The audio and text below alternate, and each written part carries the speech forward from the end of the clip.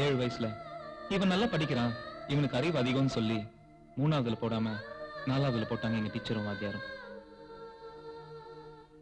மத்தியானம் பள்ளிக்கூடத்துல சாப்பிட்டாலும் சாயந்தரத்துல வீட்டுக்கு போய் அம்மா கையால ஒரு படி சோறாவது சாப்பிட்டாதான் எனக்கு சாப்பிட்ட மாதிரியே இருக்கும். அப்படிதான் ஒரு நாள் ரொம்ப ஆசையா அம்மா கையால சாப்பிடலான்னு வீட்டுக்கு போய் கதவை திறந்து பார்த்தப்போ அங்க எங்க அம்மாவும் வேற யாரோ ஒரு ஆம்பளையும் உடம்புல ஒட்டு துணி கூட இல்லாம கட்டி பிடிச்சு கட்டில படுத்துட்டு இருந்தாங்க. அப்ப எனக்கு அறியாத வயசா இருந்தாலும் நம்ம அம்மா ஏதோ ஒரு தப்பு பண்றாங்கன்னு மட்டும் தெரிஞ்சது. வெளியில ஓடி வந்து அழுதுட்டு இருந்தேன். அங்க நடந்ததை எங்க அப்பாவை பார்த்தாரு. அதுக்கப்புறம் எங்க அப்பா எங்க அம்மாவை கூப்பிட்டு, இனிமே இந்த மாதிரி தப்பு பண்ணாத, நான் உன்னை மன்னிச்சிட்டேன், நான் பார்த்ததை மறந்துட்டேன், நமக்குன்னு ஒரு புள்ள இருக்கான்னு எவ்வளவோ சொல்லி பார்த்தாரு, திட்டி பார்த்தாரு, மிரட்டி கூட பார்த்தாரு. இவ்வளவு ஏன் காலில் கூட விழுந்து கெஞ்சிருக்கிறார். அதுவும் எனக்கு நல்ல ஞாபகம் இருக்கு. ஆனா எங்க அம்மா ஒண்ணு விட எனக்கு அவர்தான் பெருசுன்னு எங்க அப்பா கிட்ட சண்டை போட்டிருக்காங்க. அது கூட எனக்கு நல்ல ஞாபகம் இருக்கு. இதெல்லாம் மீறி பிள்ளைக்காக எல்லாத்தையும் பொறுத்துக்கிட்டு சகிச்சுக்கிட்டு அவன் மனசோடைஞ்சு படுத்திருந்த எங்க அப்பா எங்க அம்மாவும் சாரி அந்த பொம்பளையும் அவங்களோட கள்ளக்காதலனும் தலைவணி எடுத்து எங்க அப்பா முகத்துல போட்டு அமுக்கி கொல்ல முயற்சி பண்ணிட்டு இருந்தாங்க. அதை பார்த்தனா அவங்க காலில் விழுந்து எங்க அப்பா ஒண்ணு செஞ்சிடாதீங்கன்னு கதறி அழுத. ஆனா அவங்க அதை காதலே வாங்கிக்கல. எங்க அப்பா என் கண்ணு முன்னாடி துடி துடிச்சு செத்து போனாரு. என்ன ஒரு நாய் மாதிரி எட்டி உதச்சிட்டு அவங்க அந்த ஊரை விட்டே ஓடிட்டாங்க. அதுக்கப்புறம் புருஷனை கொண்டுட்டு கள்ளக்காதலனோட ஓடி போன மவன் சொல்லி என்னை யாருமே ஊருக்குள்ள சேர்த்துக்கல. எங்க அம்மா செஞ்ச தப்புக்கு நான் தண்டனை அனுபவிச்சேன். அப்புறம் நான் எப்படிலாம் வளர்ந்துருப்பேன்னு நான் சொல்லி நீங்க தெரிஞ்சுக்க வேண்டியதில்லை, புரிஞ்சுப்பீங்க. எல்லாருக்கும் அம்மா ஒரு தெய்வம்னு சொல்லுவாங்க. ஆனா எனக்கு அவத்த பேசி அம்மா பேசி எங்க அம்மா பண்ண தப்பு 10 வயசுல எனக்கு காயமா இருந்துச்சு. அதுவே 20 வயசுல தெரியா மாறுச்சு. அதுக்கப்புறம் தான் அம்மி மதிச்சு அருந்ததி பார்த்து அக்னிய சாட்சியா வச்சு 1000 பேரை கூட்டி தாலி கட்டுற ஒவ்வொரு புருஷனுக்கும் துரோகம் பண்ற மனைவிகளை நான் கொல்ல ஆரம்பிச்சேன். ஏன் அதை ஒரு லட்சியமாவே நான் எடுத்துக்கிட்டேன்.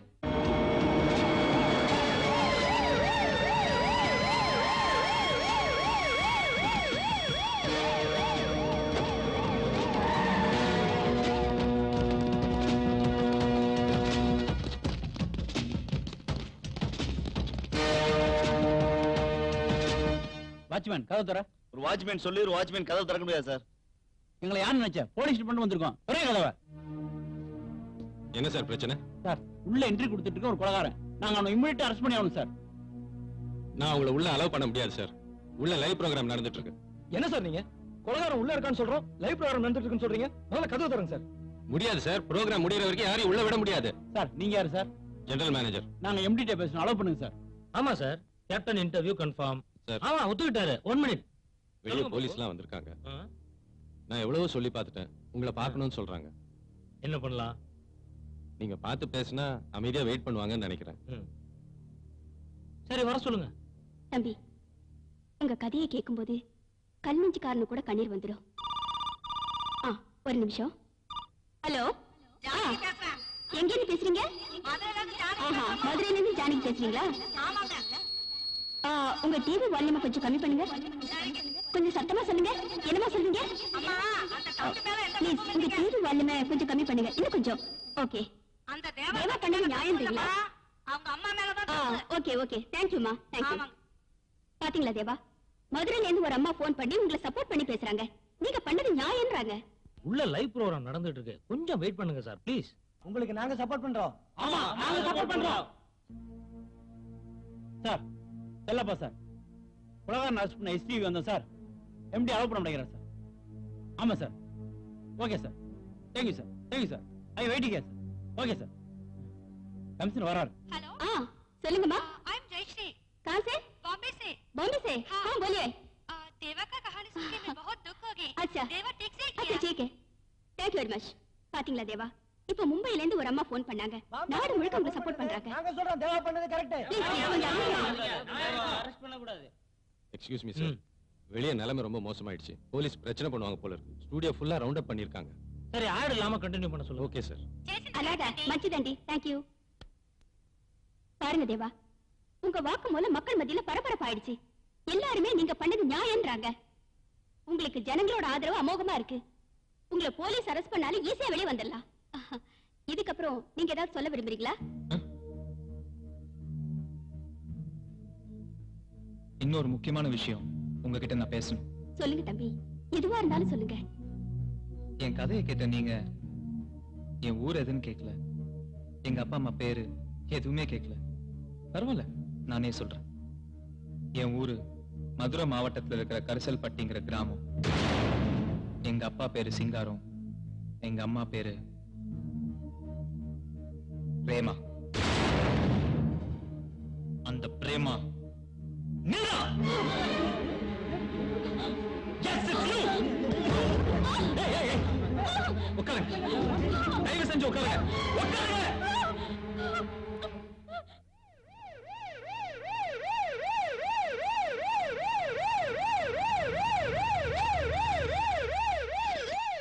சார், என்னாச்சு? எம்டிடி எவ்வளவு சொல்லி பார்த்தேன் சார். அவனை உடனே அரெஸ்ட் பண்றதுக்கு அவர் கேட்க மாட்டேங்கிறார் சார். எங்க இருக்காரு? உள்ள இருக்கார் சார்.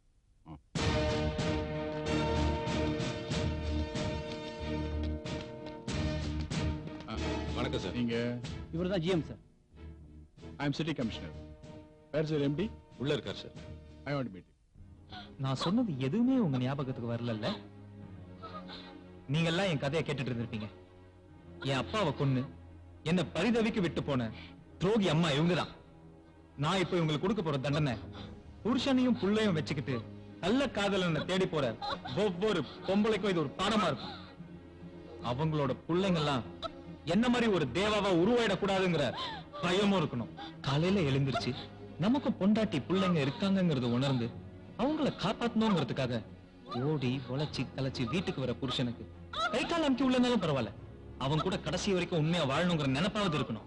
ஐயோ, நீங்க புரியாம பேசுறீங்க சார். உள்ள இருக்கிறவன் பயங்கரமான அக்யூஸ்ட், நிறைய கொலை எல்லாம் பண்ணிருக்கான். அவனை நாங்க இமிடியேட்டா அரெஸ்ட் பண்ணி ஆகணும். Please cooperate. ஐயோ, உங்க நிலைமை எனக்கு புரியுது சார். எங்க நிலைமையை கொஞ்சம் யோசிச்சு பாருங்க. இப்ப லைவ் ப்ரோகிராம் நடந்துகிட்டு இருக்கு. வேர்ல்டு பூரா இந்த ப்ரோகிராம் பாத்துக்கிட்டு இருக்காங்க. இந்தியாவிலே நம்பர் 1 சேனல் எங்களுது. தயவு செய்து எனக்கு கொஞ்சம் கோஆபரேட் பண்ணுங்க ப்ளீஸ் சார்.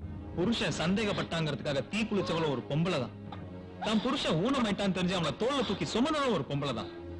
தான் புருஷனை உத்தம நிரூபிக்க ஒரு ஊரையே அழிச்சவள ஒரு பொம்பளை தான்.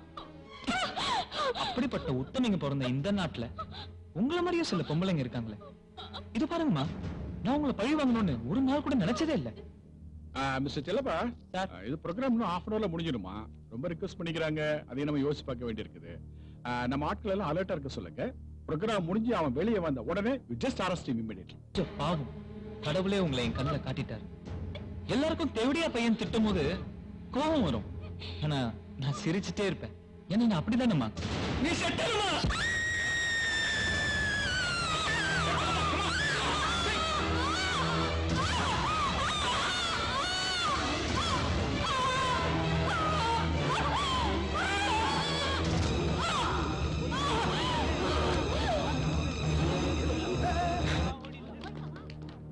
உன்னாலதான் நான் கொலைகாரனே ஆனேன். இதுக்கு மேல என்ன தூக்குல போட்டாலும் அதை பத்தி எனக்கு கவலையே இல்லை. I'm sorry sir. GM sir, கொஞ்சம் முன்னாடியே எங்களை அலோவ் பண்ணிருந்தீங்கன்னா ஒரு உயிரை காப்பாற்றிருக்கலாம்.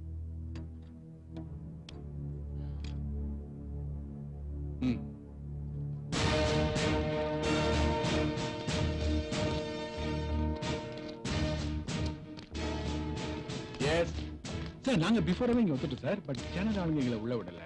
அதனால இந்த அசம்பாவிதம் நடந்தது. But the accused is arrested sir. Yes sir. Sir, நான் பாக்கி நேரம் வந்து பேசுறேன். ஓகே.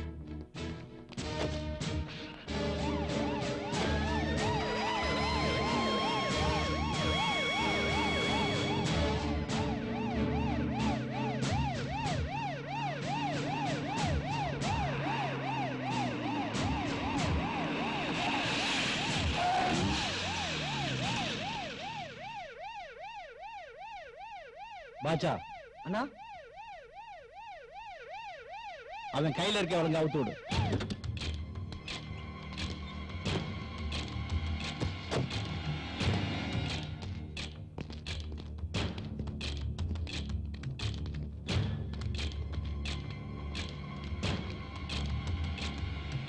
டேய், போடுறாங்கிறேன்.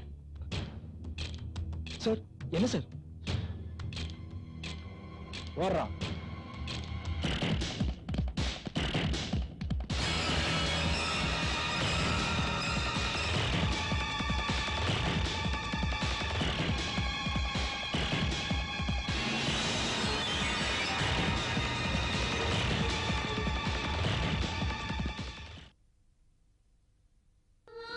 உயரிய கலாச்சாரங்களாலும் குடும்ப பாரம்பரியங்களாலும் பிணைக்கப்பட்ட நமது தேசம் இன்று கள்ளக்காதலால் இல்லை, கள்ளக்காமத்தால் சீரழிந்து கொண்டிருக்கிறது.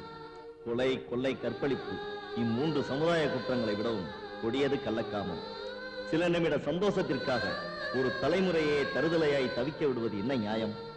திருமணம் எனும் புனிதத்தை மதிப்போம், குற்றமில்லா பெண்மையை கோயிலாக்குவோம், நல்லதொரு சமுதாயத்தை உருவாக்குவோம்.